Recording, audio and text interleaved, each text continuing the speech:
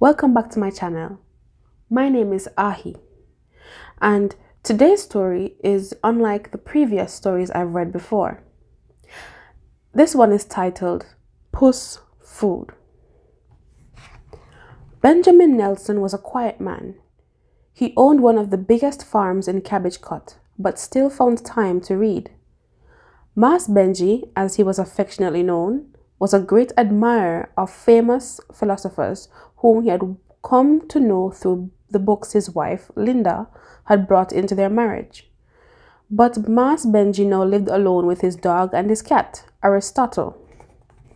He loved animals. He felt he owed them respect, man and beast, who had the gumption to be born into this wicked world.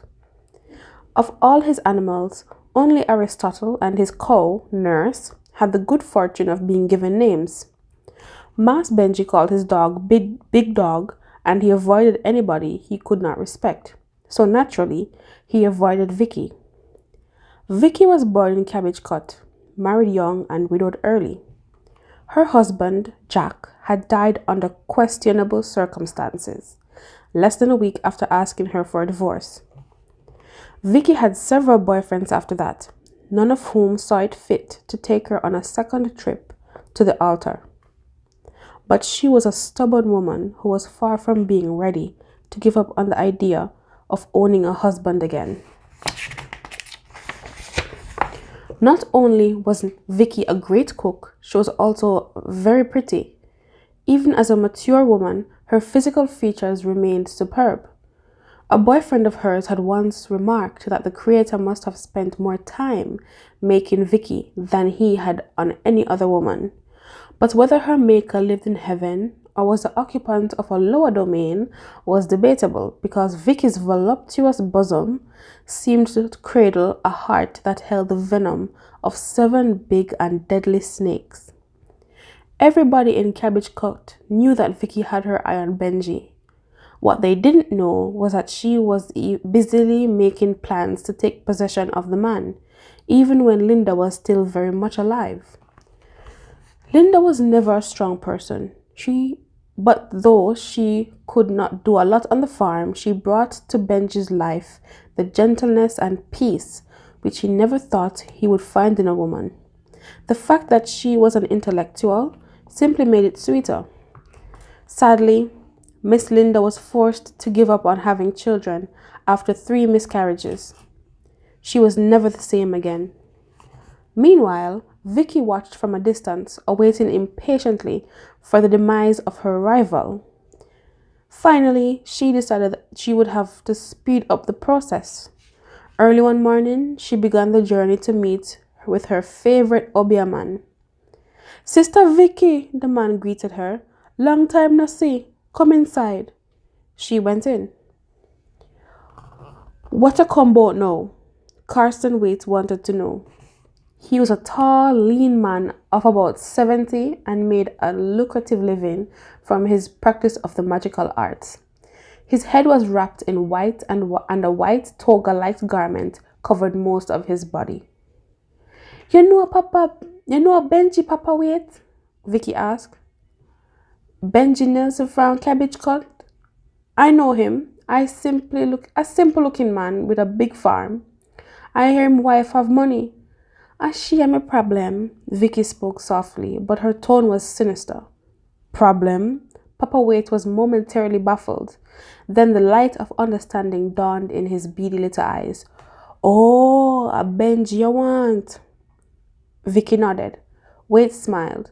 "So why you never said that? You know Papa Waite can do anything, but that is a big job, and it going to cost your sister." Vicky dived into the bag she had brought with her. Her hand came up holding a thick wad of notes. "This can do it?" she asked, handing over the money. Waite took it, counted it, and was pleased. He grinned broadly, exposing a mouthful of large yellow teeth. "Don't worry, Sister Vicky," he beamed. "Papa Waite gonna solve your problem." Vicky cried like a crocodile at the funeral. Mas Benji's grief was pitiful. He would have preferred even a helpless Linda than no Linda at all. A few days later, Aristotle, big, black, sleek, and appealing, walked out of nowhere into Benji's life. Nobody had seen this Puss before, and none could convince him that the animal had not been sent by his recently departed wife to comfort him in his dark hours of loneliness. Miss Linda died in late April. Vicky had her heart set on a June wedding, but she was smart enough to allow the widower the time he needed to grieve. She vowed never to do business with Slowpoke Wait again. As she bided her time, she convinced herself that everything would turn out well. After all, Benji was lonely and she was pretty. Linda had left Benji money, which she needed. She could cook and Benji could not, so why worry? This wedding thing was already in the bag. It was a Sunday afternoon, and Miss Vicky had prepared a splendid meal for Benji. Her nephew Leon carried the basket of goodies wrapped in a stiffly starched towel on his head. Vicky walked behind him as they headed for Benji's house. The two found him waiting expectantly on his front porch with Aristotle on his lap. His gentle, calloused hand caressed the cat as he welcomed them with a wide grin. "Evening, Miss Vicky," he called as he saw them. "How the two are you doing?" "Not bad. This is my nephew Leon." "How you doing, Miss Ali?" Leon mumbled a response as the two climbed the steps to the porch. It was then that Vicky's eyes met Aristotle's, and it was mutual hate at first sight. For Benji's benefit, she assumed a delightful smile and extended a hand to pet the puss. "What a pretty little puss," Vicky glowed. Aristotle was a very large cat. "Kitty, kitty, kitty, kitty. What him name, Benji?" But Aristotle was no hypocrite. Before Benji could reply, the cat responded by snarling loudly and viciously, baring his fangs and scaring the daylight out of the woman. Vicky's hand recoiled abruptly as she gasped and took a step backward. "Behave yourself, puss," Benji yelled, throwing Aristotle to the floor. "What's wrong with you?" "Aristotle." "What a feisty puss. I'm mad, you mad? Suppose I did scratch the lady. Come out to the place, man. Mad puss. And don't come back." Aristotle walked leisurely away with his tail in the air, no apology in his demeanor. Vicky smiled lovingly at Benji. With the puss in the house, she chalked up her first victory against Aristotle and happily spread the feast for her future husband. After she had left, Mas Benji called Aristotle and scolded him again. Then he fed him what was left of the magnificent meal, and Aristotle ate it vigorously. The following Sunday, Miss Vicky had to attend a funeral, so Leon brought Mas Benji's dinner.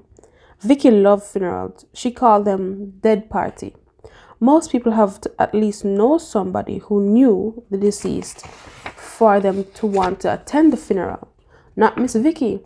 All she needed to know was when and where it would take place. Vicky had 4 funeral frocks. One was black, one white, one purple, and the fourth a mix of black, white, and purple. Having heard how much Aristotle had liked her cooking, she even sent him his special portion in a shiny calabash. She had even scratched the name Harry on the calabash. Mas Benji was deeply touched by the gesture. He was relieved and happy that Vicky had so quickly forgiven Aristotle of his bad behavior. The food was beautiful. Vicky had outdone herself. Mas Benji's niggeritis, a sign of deep satisfaction, had begun to kick in even before he had finished eating. He slept deep and comfortably that Sunday evening. Later, at about 8 o'clock, Benji discovered that the cat had not touched his own dinner. Benji warmed up the food in the calabash and proceeded to persuade the puss to partake. He tasted it a few times to demonstrate its virtue, but the cat could not be swayed. If Aristotle could talk, he would have told his master that the food on the table was different from that in the calabash. The latter didn't smell right. Had he not investigated the matter himself while Benji was asleep? And while he was at it, he had helped himself to a goodly portion of the leftovers from the table, so he was fine. Benji eventually gave up and turned in for the night. It would be necessary to stretch the imagination to its farthest limits in attempting to fathom the perils of Mas Benji's bowels that night. The poor man nearly died. Never before had he and his toilet been closer. Aristotle watched helplessly. Though nobody could prove that Vicky had anything to do with Miss Linda's passing, her attempt on Aristotle's life was the talk of Cabbage Cut for months. Benji never looked at her again, and her later attempts at snagging a husband proved fruitless. About 2 years later, Leon's mother called him to her one day. "When last to see Auntie?" she asked. About 3 days now," Leon replied. "Is what?" "This not like her at all," his mother said. "Everybody know Vicky walk boat. Maybe you should have go check and see if she alright, Lee." Leon went to his aunt's house. He got no response after knocking and calling for several minutes, so he climbed up and peeped through her window. From there he could see the top of Vicky's head. She was sitting in a chair with her back to him. "Auntie Vicky," he called. "It's me, Leon. Open the door." Vicky neither moved nor spoke, so the boy left to get help. When the men eventually broke the door down, they saw something which would haunt their dreams for nights to come. Vicky was seated in an armchair with a sickening expression on her face. Her hair was all over the place, her eyes looked ready to pop out of her head, and her lips were pulled back almost to her ears in wild terror. Her hands clutched the arms of the chair, and the nightgown she had on was torn. The air in the room reeked of an unholy stench. The coroner had a hard time determining the cause of death. In the end, it was ruled an unnatural death that had occurred under questionable circumstances. Most people in Cabbage Cut still believe that Vicky's demise was the result of her having been visited by something evil of the supernatural order. Vicky would have been pleased at the turnout at her own dead party. Almost everybody, including Mas Benji and Aristotle, were present. But though it was a big funeral, there was hardly a sad face in the place, for most people were there not to pay their respects, but because they feared the duppy of the deceased. They were at her graveside singing the last song over Vicky, when Aristotle was heard making some rather curious noises. Benji ignored the sounds, but Leon walked over to the cat. "A ball in a ball for me, auntie?" he asked. Mas Benji peered closely at the cat, now perched on the boy's shoulder. Then he looked back at Leon. "You can never tell with a puss like this," he concluded. "Maybe I laugh my laugh." The end. Thank you guys so much for listening to Puss Food. Please like, share, and subscribe if you like this content and want to see more. Goodbye.